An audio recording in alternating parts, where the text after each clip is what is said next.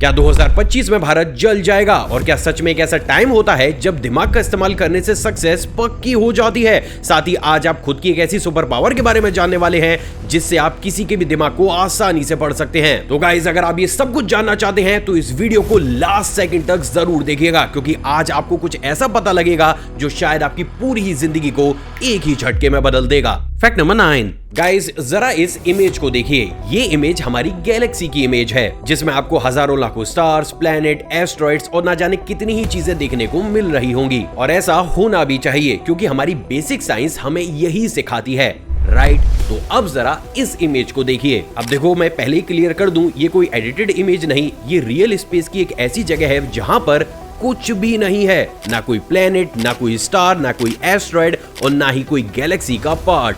बस एक खाली अंधेरा, एक वॉइड जिसका नाम है बूट्स वॉइड, यानी अंतरिक्ष का सबसे बड़ा ब्लैंक स्पेस। अब यहाँ पर आपको ये लग रहा होगा कि शायद भाई ये कोई ब्लैक होल होगा, तो भाई ऐसा बिल्कुल भी नहीं है। ब्लैक होल मैटर को खींचता है, लेकिन यहाँ पर कुछ भी नहीं है, ना ही ग्रेविटी, ना ही रोशनी, बस एक अनजाना खालीपन। और सबसे खतरनाक बात, ये स्पेस का कोई छोटा मोटा हिस्सा नहीं बल्कि 330 मिलियन लाइट ईयर्स तक फैला हुआ है। मतलब इतने बड़े एरिया में हजारों गैलेक्सी समा सकती हैं, लेकिन यहाँ कुछ भी नहीं है। तो अब आपके दिमाग में सवाल तो जरूर खड़ा हुआ होगा कि आखिर इसे बनाया किसने। तो देखो, साइंटिस्ट के पास इसका कोई भी क्लियर आंसर मौजूद नहीं है। अभी तक कोई भी सॉलिड प्रूफ हमें नहीं मिला है। कुछ थ्योरीज ये कहती है कि शायद ये किसी पैरेलल यूनिवर्स के टकराव का नतीजा हो सकता है, यानी कि कोई दूसरे ब्रह्मांड का स्पेस मैटर हमारी यूनिवर्स में आ गया हो और इसने इतने मैसिव ब्लैंक एरिया को बना दिया हो। लेकिन भाई, ये सिर्फ थ्योरीज हैं, इसका कोई पक्का सबूत नहीं है। लेकिन अब सोचने वाली बात तो ये है कि अगर एक दिन अचानक से इतना बड़ा वॉइड हमारी अर्थ के पास बन गया तो क्या होगा? चारों तरफ सिर्फ अंधेरा, सब कुछ गायब होने लगेगा और हम इसे रोक भी नहीं पाएंगे। मतलब सोचकर ही रोंगटे खड़े होते हैं। Fact number 8। गाइज, सोचो, आपका स्मार्टफोन सबसे ज्यादा बेस्ट परफॉर्मेंस कब देता है? जब उसकी बैटरी 100% चार्ज होती है या फिर उसकी बैटरी सिर्फ 1 या 2% चार्ज होती है?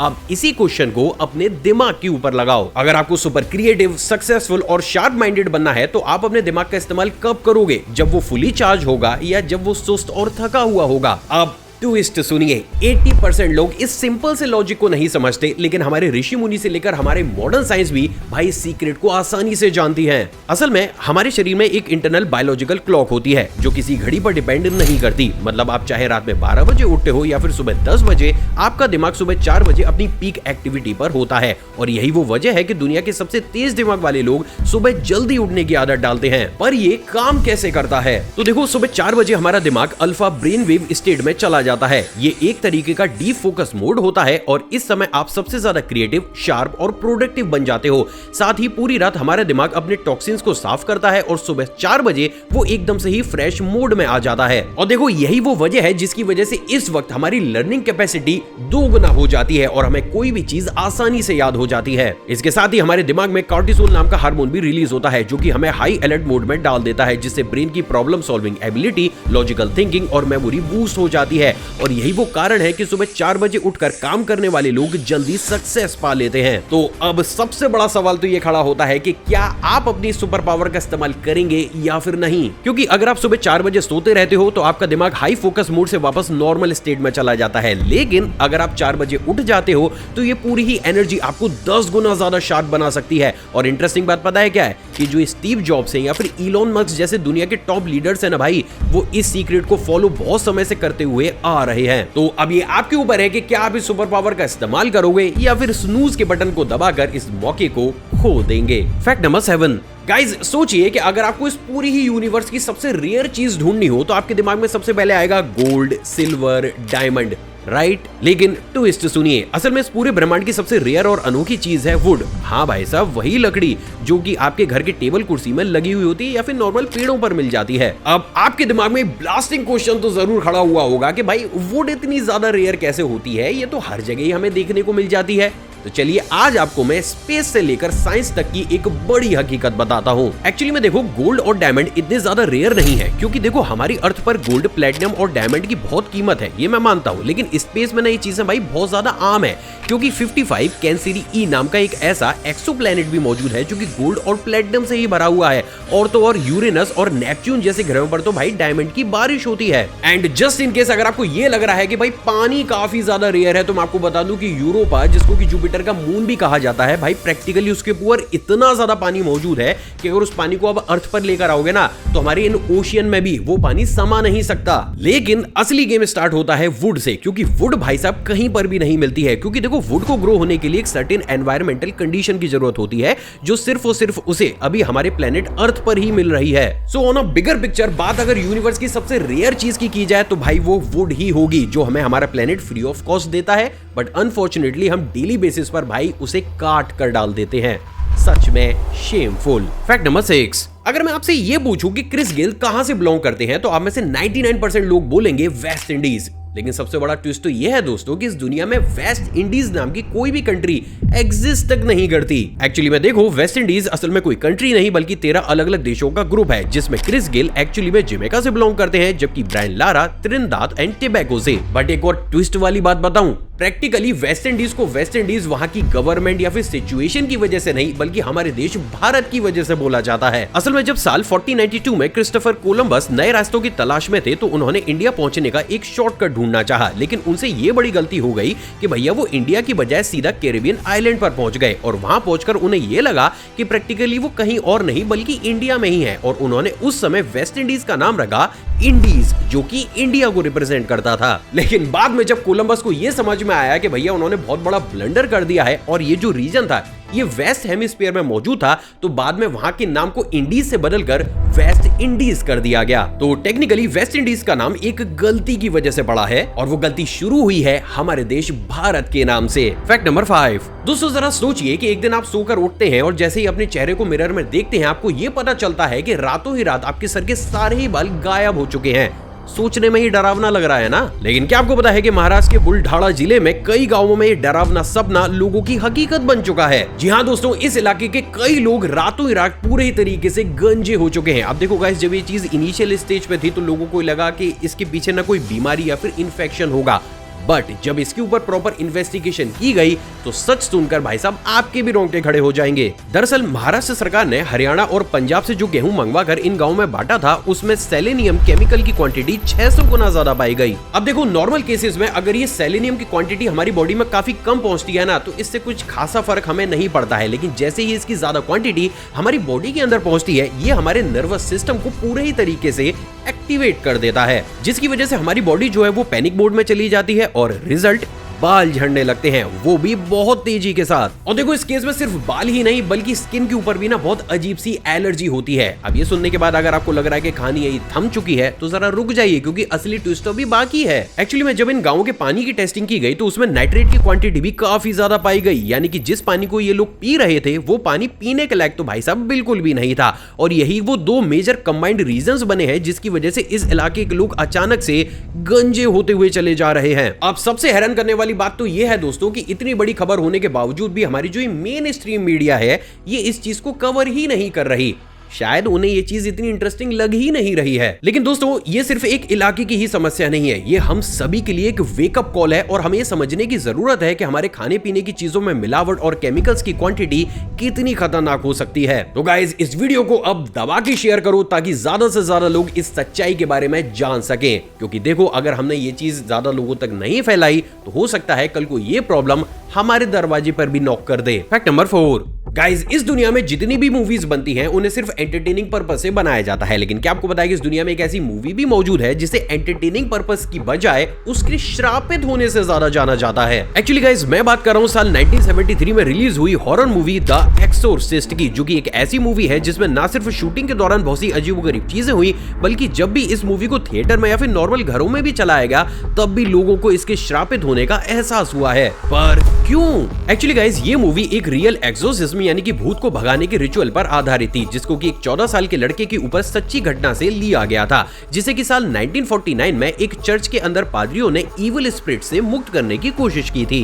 बट इंटरेस्टिंगली इस मूवी को बनाते वक्त कुछ ऐसे इंसिडेंट हुए जिसके चलते हुए ये पूरी ही मूवी दुनिया के लिए मनहूस बन गई। एक्चुअली गाइस कहा यह जाता है कि फिल्म की शूटिंग के दौरान फिल्म का सेट पूरे ही तरीके से सही चल रहा था, लेकिन फिर एक दिन अचानक से बिना किसी कारण के पूरे ही सेट में आग लग जाती है। लेकिन हैरानी की बात तो यह है दोस्तों कि इस पूरे सेट में आग लगने के बावजूद भी सिर्फ रीगल यानी कि जिस पर आत्मा का साया इसके अंदर दिखाया गया है ना भाई, उसके लिए जो रूम अलॉट किया गया था वो पूरे ही तरीके से सही सलामत था। जिसके बाद भाई साहब इस फिल्म से जुड़े हुए 9 अलग अलग लोगों का ना बिना किसी कारण की वजह से इस दुनिया से देहांत हो जाता है। सिर्फ इतना ही नहीं बल्कि एक्टर जैक मैकगोवन जो कि इस मूवी में बुर्के डेनिंग्स का रोल निभा रहे थे, वो मूवी रिलीज होने के पहले ही इस दुनिया से अलविदा कह गए। एंड इवन लिंडा ब्लेयर जो कि इस मूवी की एक सीनियर एक्ट्रेसेस थी, वो भी बहुत मिस्टीरियस तरीके से इस दुनिया को अलविदा कह गई। अब देखो गाइस सबसे ज्यादा अजीब बात क्या है कि जहां एक तरफ शूटिंग से जुड़े लोगों का देहांत हो रहा था, तो वहीं दूसरी तरफ जो लोग बचे हुए थे भाई उनको अजीबोगरीब तरीके से चोटें लगने लगी। एंड इवन मामला तो यहां तक भी पहुंच गया कि एलन ब्रुस्टिन जो कि मूवी में रीगन की मदर का रोल निभा रही थी, उनको एक सीन के दौरान इतनी ज्यादा चोट लग गई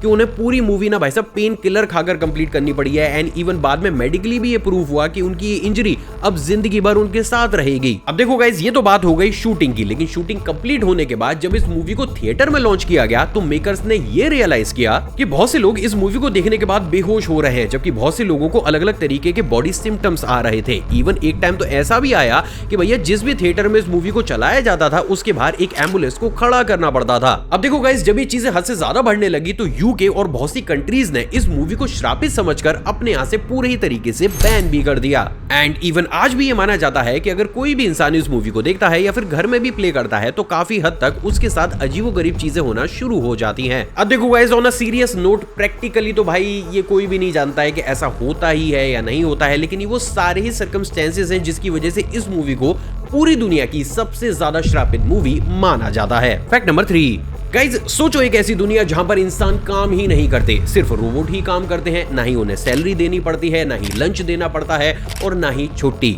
और देखो ये कोई फ्यूचर का कॉन्सेप्ट नहीं है, बल्कि ये चीज आज की डेट में चाइना का वर्तमान बन चुकी है, जिसका नाम है dark factory. Actually dark factories एक ऐसी फैक्ट्रीज होती हैं जिसमें कोई भी इंसान काम नहीं करता, जहां पर 24/7 सिर्फ रोबोट्स ही काम करते हैं। एक्चुअली गाइस शायद ये चीज आपके दिमाग को पूरी तरीके से घुमा दे, लेकिन प्रेजेंट डेट में चाइना डार्क फैक्ट्रीज के कॉन्सेप्ट को बहुत तेजी के साथ फैला रहा है, जिसमें छोटे से लेकर बड़े से बड़े इंसानी काम को कुछ इस तरीके से ऑटोमेटेड रोबोट से ही कराया जाता है। मतलब आप जरा खुद सोचिए कि एक ऐसी फैक्ट्री जहां पर ना ही लंच ब्रेक है, ना ही छुट्टी देनी पड़ रही है और ना ही कोई सैलरी देने की जरूरत है, बस profit he profit. And even in factories में खर्च को कम करने के लिए ना भाई यहाँ पर एक सिंगल लाइट भी नहीं जलाई जाती है, और यही वो कारण है जिसकी वजह से इन्हें डार्क फैक्ट्रीज कहा जाता है। और गाइस देखो टू बी वेरी ऑनेस्ट, इन तरीके की फैक्ट्रीज जैसे जैसे चाइना में बढ़ती हुई चली जा रही हैं, वहां पर जो लेबर का मार्केट है ना भाई, वो पूरे ही तरीके से कोलैप्स करता जा रहा है। और देखो गाइस नो डाउट आगे आने वाले कुछ ही समय में ये चीज सिर्फ चाइना तक ही सीमित नहीं रहेगी, बल्कि ये इंडिया में भी आएगी, और जिस दिन ये कॉन्सेप्ट इंडिया में आएगा, ये इंडिया में बेरोजगारी का एक सबसे बड़ा रीजन बनेगा। फैक्ट नंबर 2 गाइज सोचिए कि अगर मैं आपसे ये बोलूं कि भाई मेरे दिमाग के अंदर इस वक्त क्या चल रहा है, आप आसानी से पता कर सकते हो। ऐसी सुपर पावर पहले से ही आपके अंदर मौजूद है, बस आपको पता नहीं। और देखो मैं कोई मजाक नहीं कर रहा हूं, बल्कि हाल ही में कुछ रिसर्चर्स ने यह दावा किया है कि हर एक इंसान के अंदर टेलीपैथिक यानी कि मन को पढ़ने की एबिलिटी पहले से ही मौजूद है। अब ये सुनने के बाद आपको ये लग रहा होता कि भाई ऐसा थोड़ा ना होता है, अगर ये पावर मेरे पास होती तो मुझे तो पता चल जाता। लेकिन भाई साहब यही तो ट्विस्ट है, एक्चुअली में हमारा दिमाग खुद हमारी सुपर पावर को ब्लॉक करता है। एक्चुअली गाइस रिसर्चर्स का ये कहना है कि हमारे दिमाग में एक PSI इनहिबिटर यानी कि एक ऐसा हिस्सा होता है जो कि हमारी साइकिक, टेलीपैथिक और क्लेवरोरेंट यानी कि भविष्य को देखने की जैसी एबिलिटीज को ब्लॉक कर देता है। अब देखो असली मजा तब आया जब हमारे रिसर्चर्स ने कुछ वॉलंटियर्स को पकड़ा और उनके दिमाग की कॉम्प्लेक्स ब्रेन सर्जरी करके फ्रंटल लूब में मौजूद उस फिल्टर को टेम्परेरी शट डाउन कर दिया। और उसके बाद जो रिजल्ट्स आए वो भाई साहब किसी साइंस फिक्शनल मूवी से कम नहीं थे, क्योंकि उन लोगों की टेलीपैथिक एबिलिटीज अचानक से तेज हो गई। मतलब बिना बोले सामने वाले के दिमाग को समझ पाने की एबिलिटीज हमें इस एक्सपेरिमेंट में देखने को मिली, जिसके authentic articles number by number अभी मैं आपकी स्क्रीन पर चला भी रहा हूं।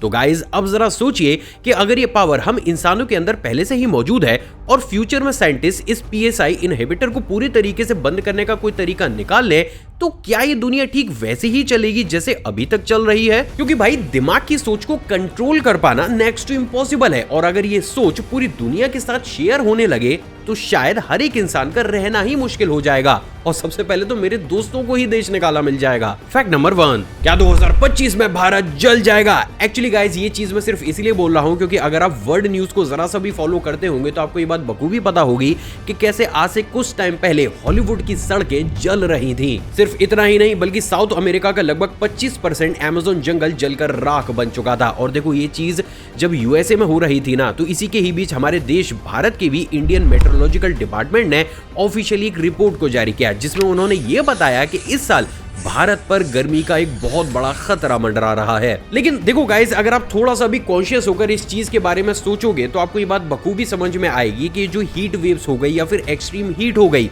हम जैसे जैसे टाइम में आगे बढ़ रहे हैं, स्पेशली इंडिया के साथ ये दिक्कत बहुत ज्यादा बढ़ रही है। जबकि बात अगर दूसरी कंट्रीज की जाए तो वहां पर ना क्लाइमेट की गर्मी की मार इतनी ज्यादा हमें देखने को नहीं मिल रही। तो अब यहाँ पर ये क्वेश्चन तो जरूर खड़ा होता है कि क्या ये गर्मी सिर्फ क्लाइमेट चेंज की वजह से ही है, या फिर प्रैक्टिकली ना समझी में हम कोई एक ऐसा एक्सपेरिमेंट भी करते हुए चले जा रहे हैं जिसकी वजह से इंडिया को ये हर साल फेस करना पड़ रहा है।